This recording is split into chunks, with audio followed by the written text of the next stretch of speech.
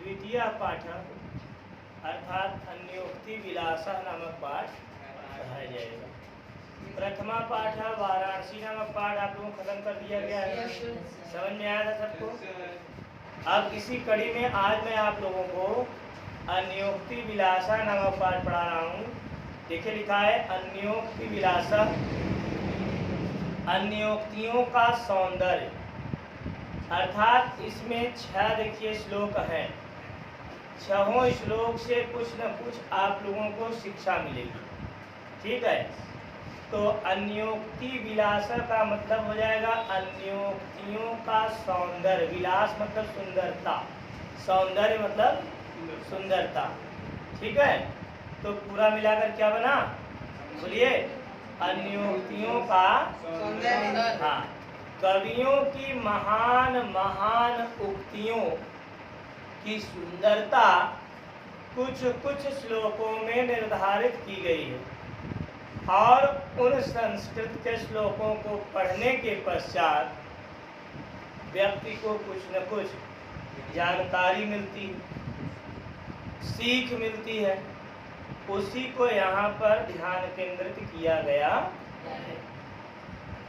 तो देखिए, और एक बात और जान लीजिए, हर एक श्लोक अपनी अलग अलग कहानी जो है बताएंगे, और हर एक श्लोक को पढ़ने पर आपको एक अलग सीख मिलेगी। या यूं कहें कि हर श्लोक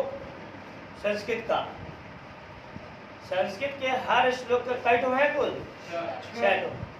हर एक श्लोक आपको अलग अलग सीख देने का प्रयास करेंगे, ठीक। तो पहला श्लोक देखिए, पढ़ते हैं। क्या लिखा है, नितराम नीचो स्मित। फिर आप देखना, नितराम नीचो स्मिति त्वम खेदम कू। क्या लिखा है, नितराम नीचो स्मिति त्वम खेदम कू कदापि मां कृथा। अत्यंत सरस हृदयो यतः परेशान गुण ग्रहितास। ठीक, अब आइए हमारे साथ पढ़िए। नितराम नीचो स्मृति, पढ़ो, नितराम नीचो स्मृति त्वम खेदम कू।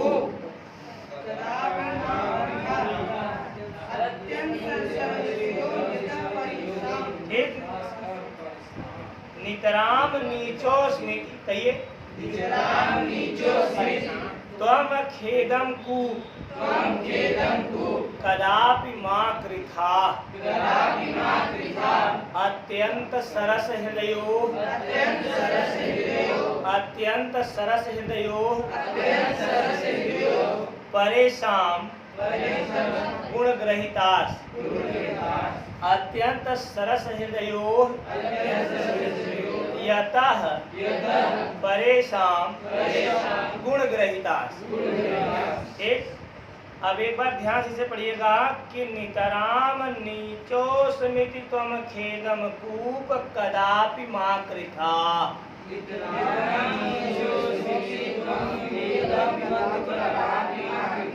अत्यंत सरस हृदयो यतः परेशान गुण ग्रहितास।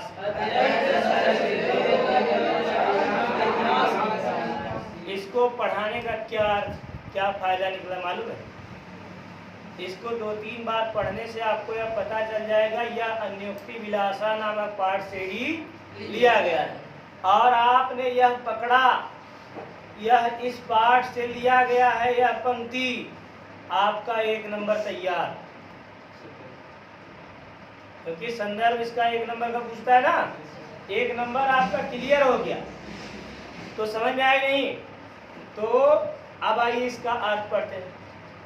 कवि देखिए, कवि जिन्होंने इसे लिखा है, इसका पहले संदर्भ जान लेते हैं। संदर्भ क्या लिखेंगे?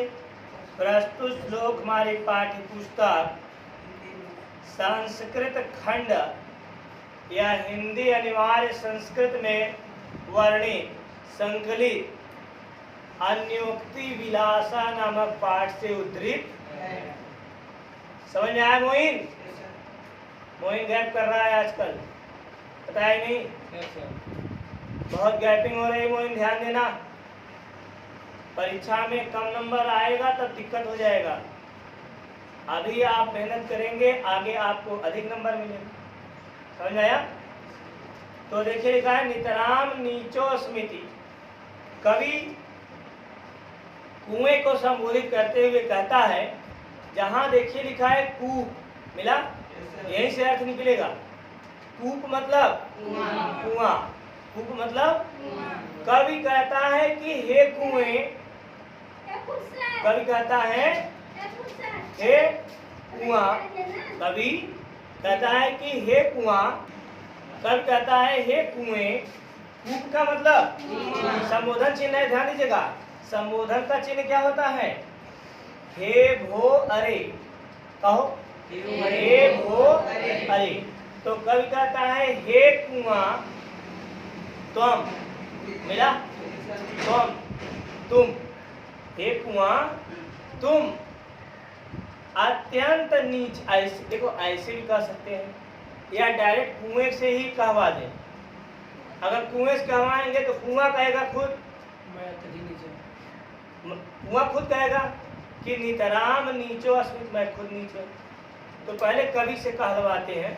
कवि कहता है हे कुआं त्वम, तुम नितराम, नितराम मतलब होता है अत्यधिक, नितराम मतलब हे कुआं तुम अत्यधिक,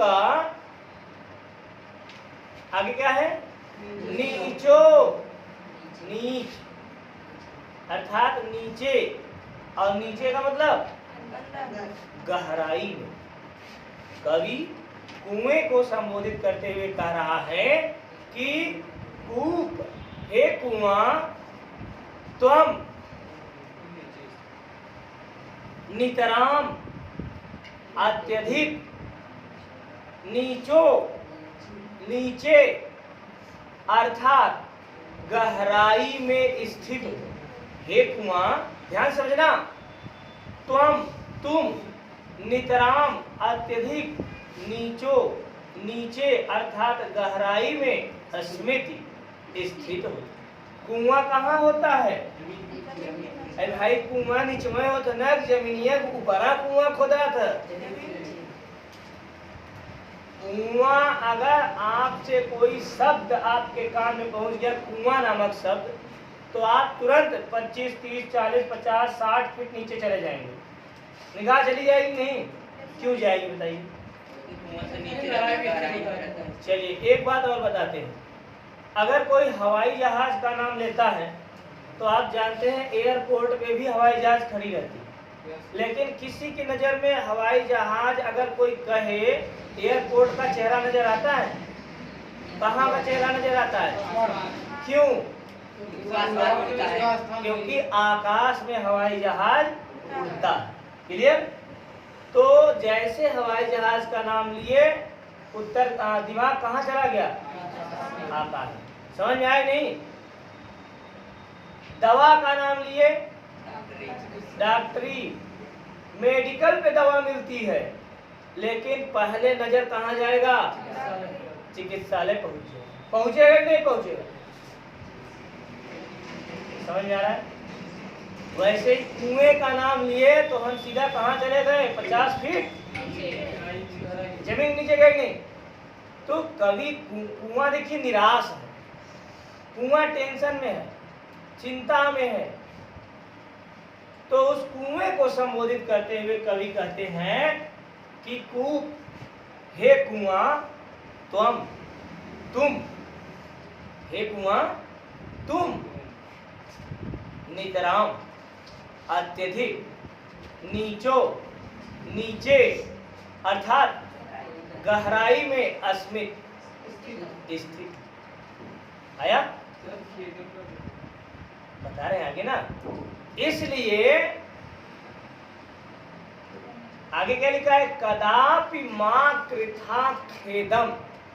अब समझ में आया? इसलिए हे कुआं, कदापि, कभी भी, मां माने मत, और मत मतलब नहीं। याद रखिएगा, माँ के ऊपर अगर चंद्रबिंदी लगा दिए तो माँ माने माता, और माँ के अगल बगल ऊपर नीचे कुछ नहीं लगाए, केवल माँ लिख दिए तो माँ माने मत, और मत माने नहीं। निगेटिव थिंकिंग आ जाएगी तुरंत। कोई काम नहीं करने के लिए घर पे क्या कहते हैं? मत करो, मत करो। मत करो माने न करो, माँ माने न, समझा नहीं? तो माँ कृथा, कृथा माने करना, माँ कृथा माने मत करना। क्या मत करने क्या मत करना?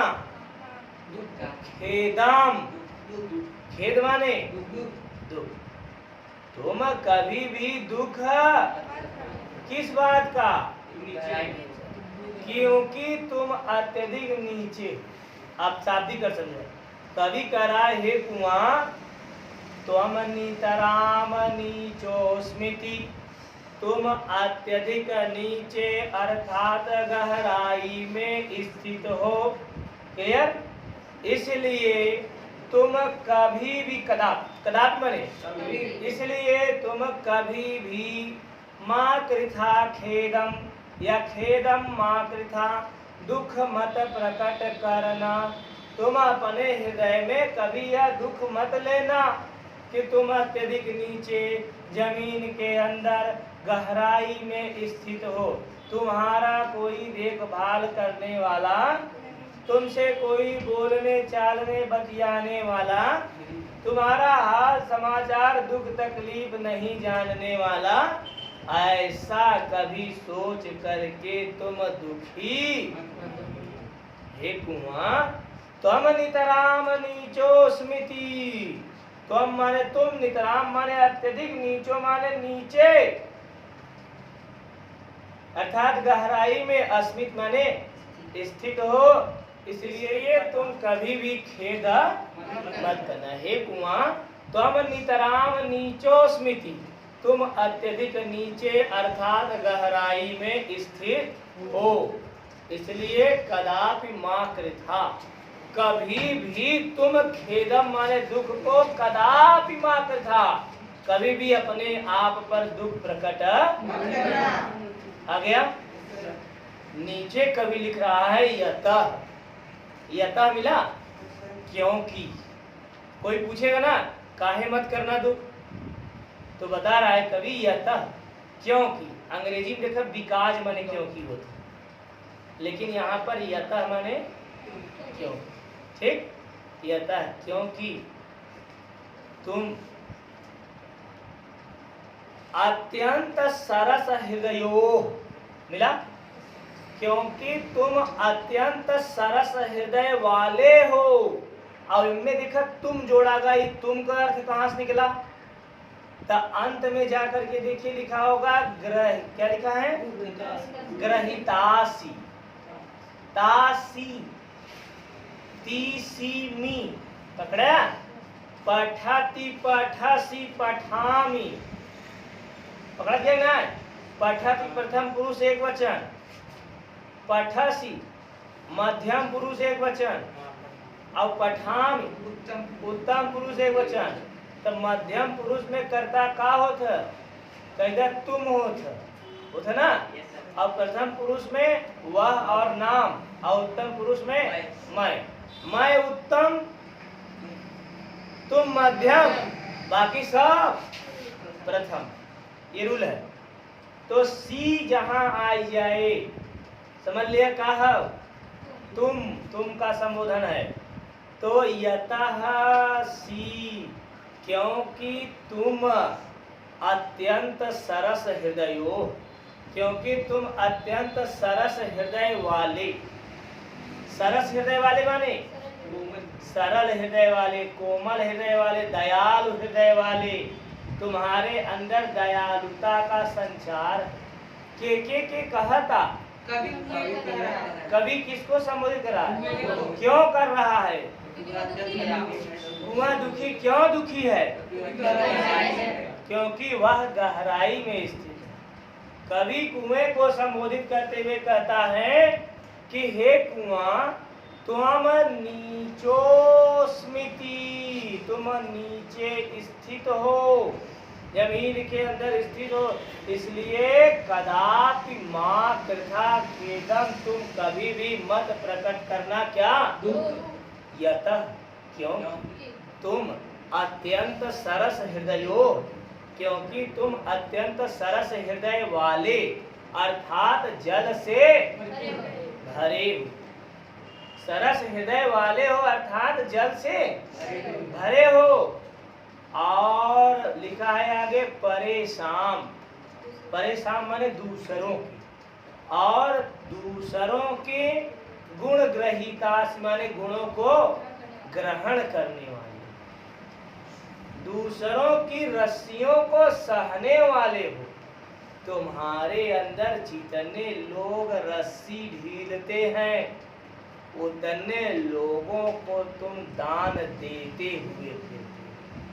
का कभी सुने हैं कि भरे कुआं में रस्सी ढीले बाल्टी के साथ में खाली बाल्टी है?